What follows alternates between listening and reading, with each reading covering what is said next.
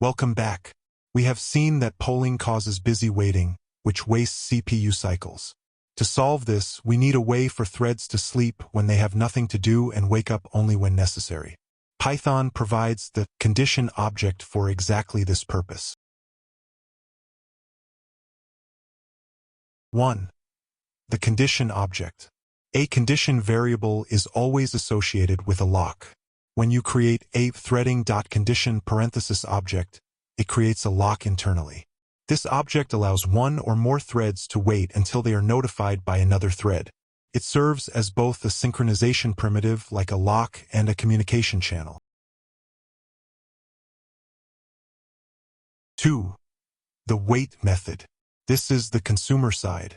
When a thread calls condition.wait parenthesis, three things happen atomically. First, it releases the underlying lock. Second, it blocks execution and goes to sleep, consuming no CPU.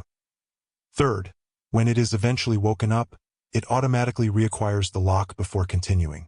This is much more efficient than polling. 3. The notify method. This is the producer side. When a thread has performed a task or changed a state that the waiting thread cares about, it calls condition.notify parenthesis. This sends a signal to wake up one of the threads waiting on this condition. Note that notify does not release the lock immediately.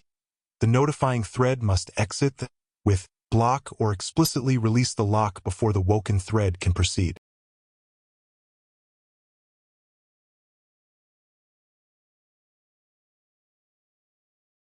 To summarize, use wait to sleep and notify to wake up.